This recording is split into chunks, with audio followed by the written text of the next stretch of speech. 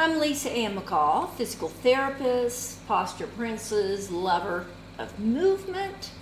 Today, we are going to talk about the squat. Squatting, it's got a reputation that it's hard to do, it's easy to do, all sorts of things. And why I like squatting is because I think we're designed to squat. But more than that, when you learn to squat, you gain a tremendous amount of mobility, strength, and you just will be amazed at how it will fit into other areas of your life. It'll make bending easier. It'll make rolling over in bed easier. It will make gardening easier. It will make basketball easier. I mean, I know this sounds silly, but I want you to understand that squatting is a really powerful tool, and we don't have to be able to squat all the way to the ground to get the benefit.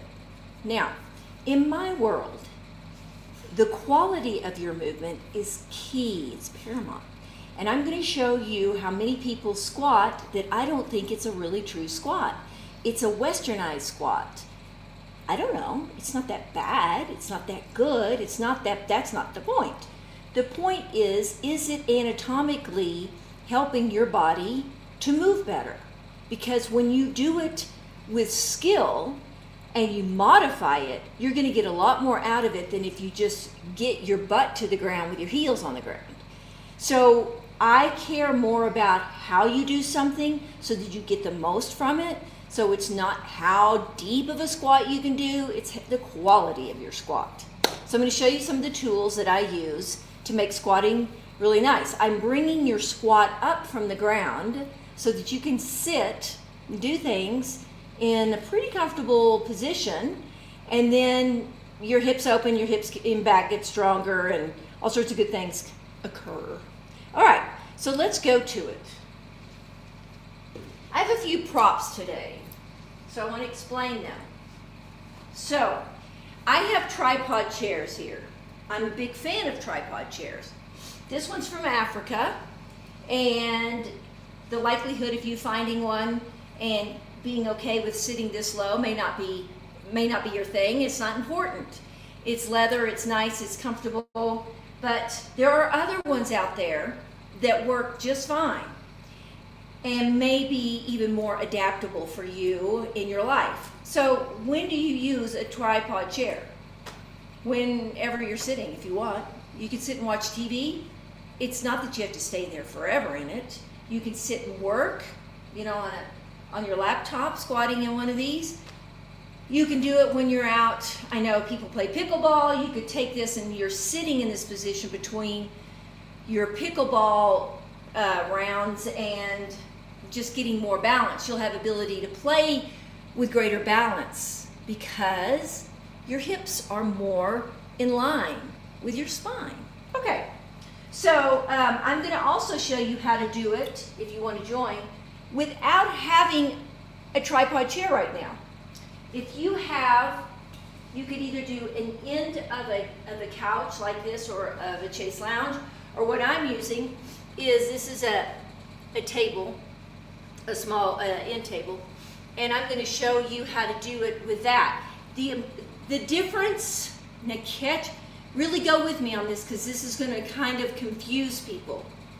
The difference between sitting on this and let's say sitting on this, you're going to be dipping down and squatting more on that, okay? And this one you're not. I'm going to actually elevate your bottom a little. Now, I don't want this to confuse you. Just think of it as both of them are taking you lower down than what maybe you're used to, and that depending on the surface, like this surface is a dip, this surface is flat. If I have a flat surface, I need to put a pillow here to wedge to make it more comfortable and easier on your spine. When your crotch can drop, it's easier on your spine. Two different things, they don't counter each other. You don't need to really deeply understand. I care that you experience it and that you can do it and like it. Understanding here is not near as important as understanding here, okay? I'm going to start off with sort of my favorite, other than my African chair. This is sort of my favorite that I recommend. It's Field & Stream. You can get it at a hunting store. The reason I like it is because it's not very expensive. It's got a big, wide seat. And what I've learned over the years is most people feel more comfortable if they just throw a towel or a blanket in there, because it can be a little bit much after a while, or maybe not for you. So I just recommend, first I'll just sit on it, and then you can just put something in it if you like. So I have a corner here. I pick one corner. I'm going to do the same thing in this sitting position that I've done many times on all my videos. Fingers on the spine, legs apart, toes planted, thighs turn out, buttocks goes in the air. Back becomes flat. I am an L. I still have my groove in my low back. I find this chair, I center my crotch, and I try to put my crotch right in the center. Another way of knowing that is I don't sit on the pockets of my shorts. So I may bring my butt back a little, and that would be more on bone. So I have a little flesh sitting here. I'm not sitting on my pockets. I'm more on the crotch or the pubic bone of your pelvis. Okay? So here are my hips. I'm not tucked under. But when I sit centered like this, I do not have to work at keeping my body upright. This is a squat, okay? It's an elevated squat, but it's a quality squat. So what is not a quality squat? I'm going to show you what, and it's not that if you squat and you love the squat I'm going to show you in a moment, and you say I'm fine, well then fine. But I'm a structure lady. I'm a physical therapist.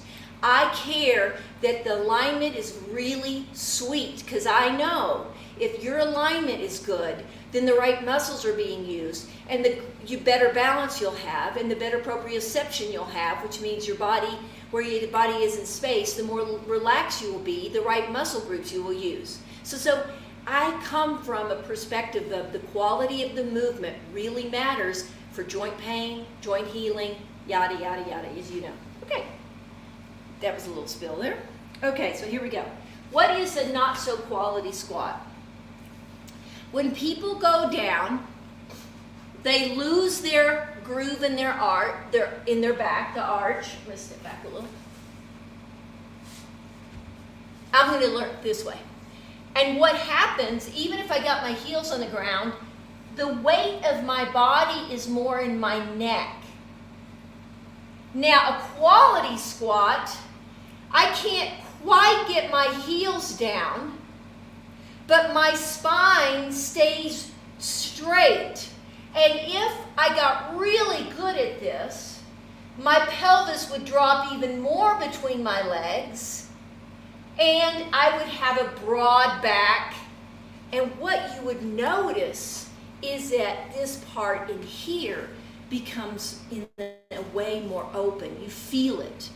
The difference between a quality squat is there's more of you dropping, and a not so quality squat is you're rolling and your weight is in your low back and your neck and in your knees. Now it looks good, like impressive to people maybe, not to me. So when I get out of a squat, I take my butt up. Let's do one more.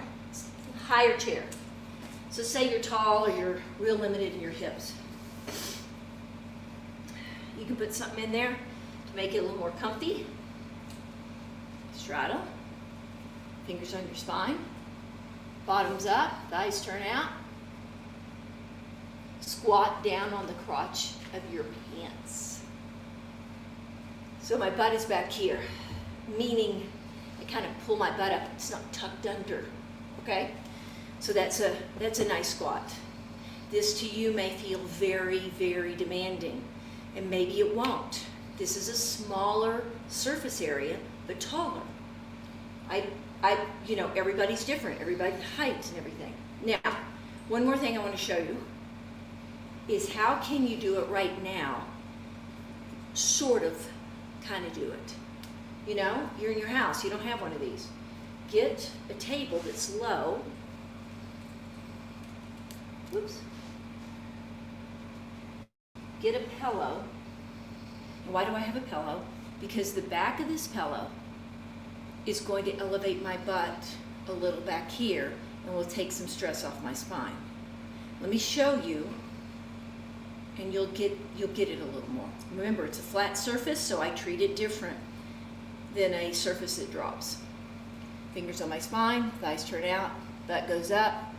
I sit on my crotch towards the front of this pillow. All right, you say, well, what's the pillow for? Now watch, I'll show you. This is supporting, in a sense, it's giving my back freedom. It doesn't have to work. I don't want you to work while you're sitting in a chair. I want your body to adapt and relax. So your structure is holding you up, not the tension of your muscles. It's a different theory. So if I took this away and I sat, it may be minor to you, but you will probably have to work in your back to keep your pelvis in the right position. It's subtle. Could I sit like this and be centered? Yes. But I've been doing this for like 30 plus years. So no, I don't have to have something really underneath me. You become sort of like the princess in the pea, if you know what that is. I would prefer just to have a tiny bit because I can feel the difference, okay?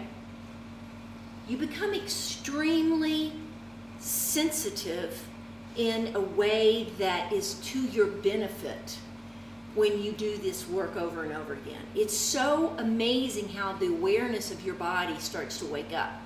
And I think of it like many athletes, like we have the NBA going on right now, the playoffs. And the precision, the way that those guys can feel that ball and pass that ball, and the proprioception and the sensory receptors in their hands and their whole body that connects to do that is what the human body has to offer for every movement. You don't. We tend to go basketball, sitting, bending. That's posture. That's sport. No, it's movement. It's your body balancing with gravity until the day you die. You're here, you balance with gravity, whether you're lying down, standing up, whatever you're doing, then boop, you're back in the ground again. So I don't divide up movement. I just see movement as a whole. I see a bigger picture. So I can tell you right now that you should try this and feel the difference. Maybe a thicker pillow. And so then you go over and you bend, and you sit down and you go, oh, you sit forward and you go, oh, that feels better. Or, oh, the other one felt better. Or I need more. You know, that's what you're going to do. Now to get up, no matter what it is, it's strange, but my head will go down and my butt will go up. Very strange to people. But if I am if I am pivoting from here, I'm going to go down with my head and up with my butt. That is the hardest thing for people to grasp, is this cantilever kind of thing. But that is what your hips are designed to do. Your back gets super strong. You get really stable. You become more comfortable because your spine is more aligned, so that sitting in anything like these, I sit forward on my crotch. I'm okay. People love this that have back pain, hip pain, knee pain. They tend to really love this. Or if they just want to gain better range of motion. And this is also what I use in gardening, which we'll do another gardening video. But it's a really good gardening tool so you can get close to the ground and get stronger and more mobile. So we'll do more with that later. We did it earlier, but we'll do more with that later. So there's your first 15 minutes. Whoops. Now, Q&A. Fernando in Tucson says, I've got really, he underlines, really limited range of motion in my knees. Okay. How can I squat? Oopsie, I know that story really well. Okay, you just need to start up high. And when you say limited range, I'm going to assume that you want to improve that range of motion. I don't know enough about your knees to know if you had knee replacements and you just scar down real easy and you can't get more knee range of motion, or you're just kind of tight and you'd like to be more mobile. So I don't have the details, but here's what I would do. I would pile something up, like pillows up higher, like that. And you could also do it on a, why don't I do it again different? On the corner of a, that's the corner of a chaise lounge, right? Whoops. And I get over here, and I take my bottom up in the air, and I squat on my crotch, and you may feel a stretch. And if you don't feel a stretch, get rid of one of the pillows. And you go up, and you sit on the front until you can move enough to where you feel a stretch, and you can bring your legs in or out, and you know you're centered and you're getting a stretch to your hips and knees. And then you're going to get up. Here's the deal. If you have tight knees, which is what you're saying, you need mobility in your ankles and hips, or you may run into quite a few problems as you age. So when one joint is tight, we need to give more, help it with other joints. So I would do this, learn to bend, get range of motion in your hips better, and start high. And if you can get more mobility, which most people can, it's just a matter of being dedicated a little bit to the process, then you should feel your knees should move better and your hips should move better. And you need to just really focus on committing to it, to something that isn't challenging, like, oh, I can sit on the corner of that for a while. You know, you've got to make it doable. You got to put something in your life that you constantly do it, and you go, well, yeah, I'm getting better, but make it easy.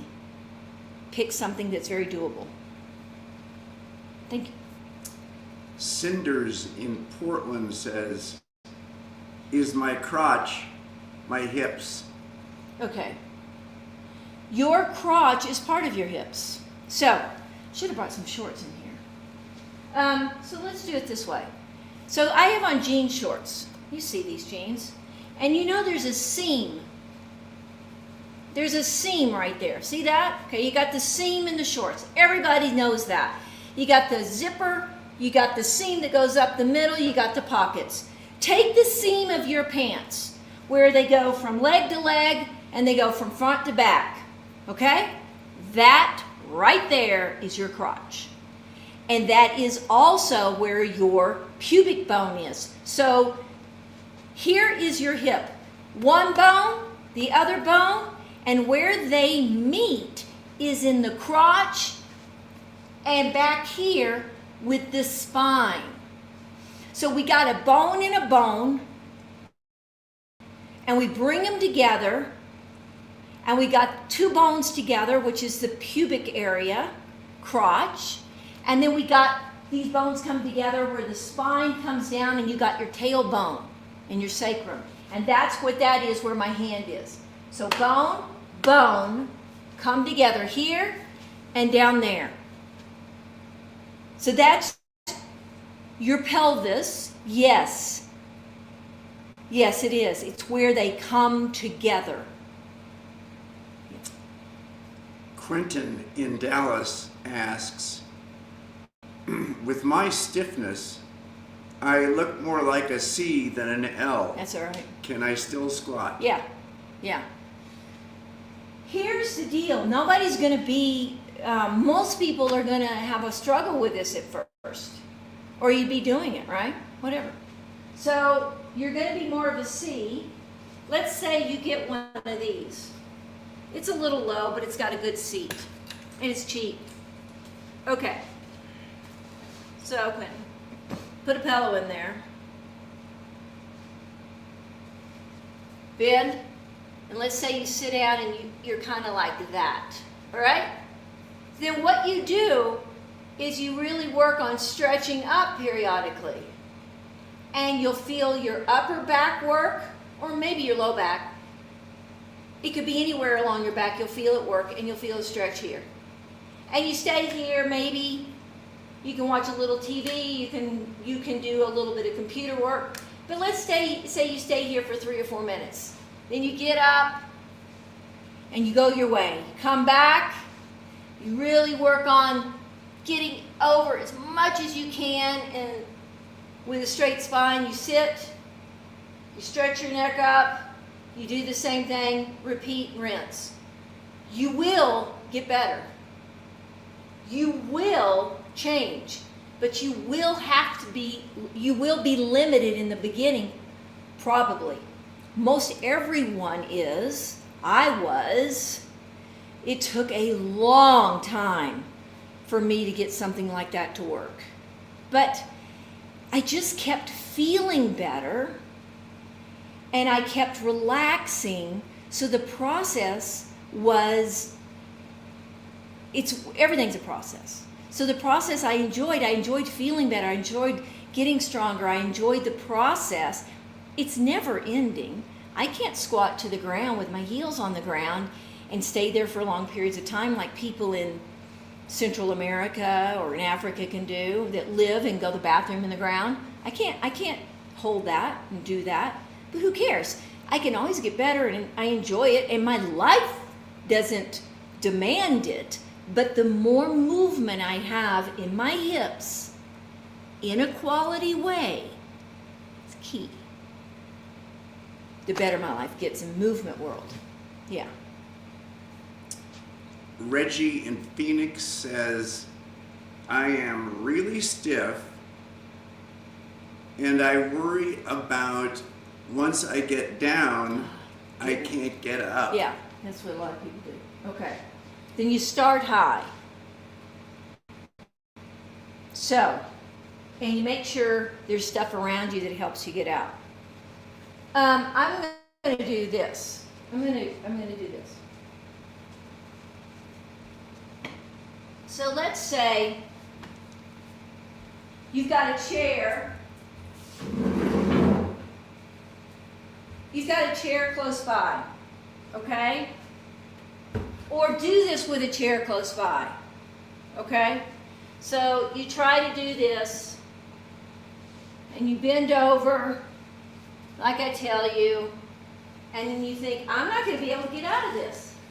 There's no way. You know, you feel like you've fallen in a hole. And usually that's how your body is, like this. You got a chair close by. And what you're going to do, this is like really tight. You know, you're like, whoa, why did I do this? Crazy lady up there in Flagstaff. And I'm all a C curve and I can't get out. You grab your chair and you let it pull you upright some. And you're like, okay, I'm straighter now. I'm straighter. Okay, this isn't all bad. Matter of fact, this is good. And then you throw your butt in the air and use the chair to get up. And you do that about 5 to 10 times, and it's going to get easier.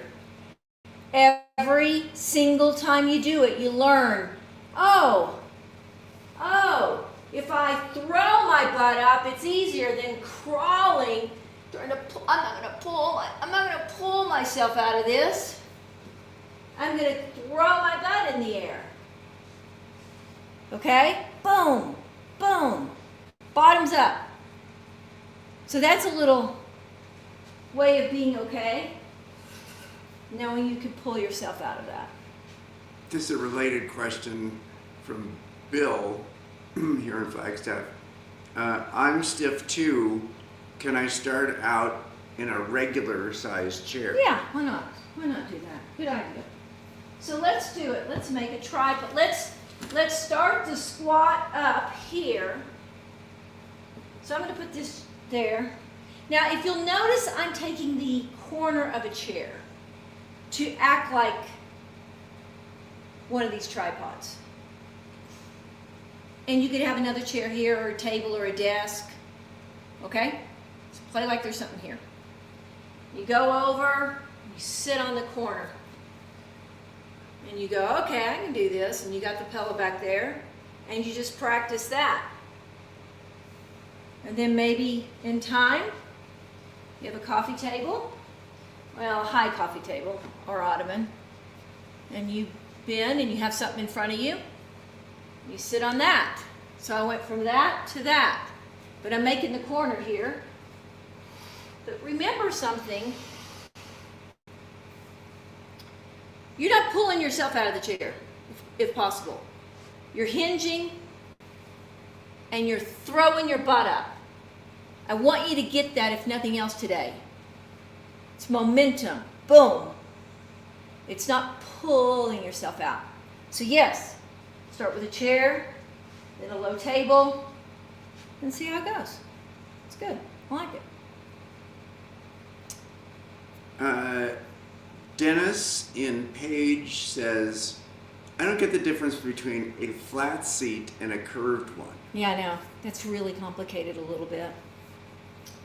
I was worried that I was going to complicate you on this. What I want you to think about is that I am having your legs apart and having you sit on your crotch. And you're lower. So your legs are apart, you're sitting on your crotch. I teach this a lot in the chair, but I'm imitating a tripod chair. Going down into the tripod chair and sitting in it is really a lot harder to get out of. That's the squat. That's the part of the squat that's the hardest. What I'm doing here is I am making up other ways to get to that. So if I put you on a lower piece of furniture that's flat, then I'm getting you more mobile in your hips. Okay? So you're more mobile in your hips on a flat surface, but lower. Okay? Now, if I'm moving you down lower than that into a tripod chair like a squat, you're going to be more in a squat than that is. But this is a progression. I'm a physical therapist. I believe in progressions. I believe from starting here to going to there to going to there. Okay? The more you do it on the corner of the chair to that to this, the more you will feel, okay, a similarity until you get here. And then what happens here is that your crotch is lower than your knees. And that is the beginning of a really squat position.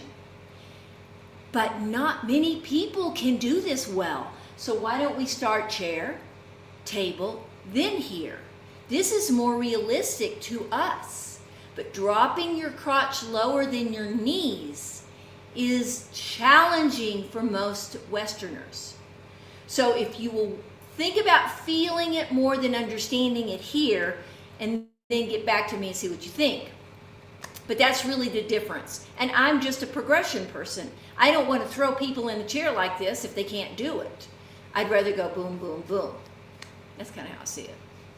Yeah. Last question from Angie in Phoenix. What's more important, deep bending in the knees or straight backs going down?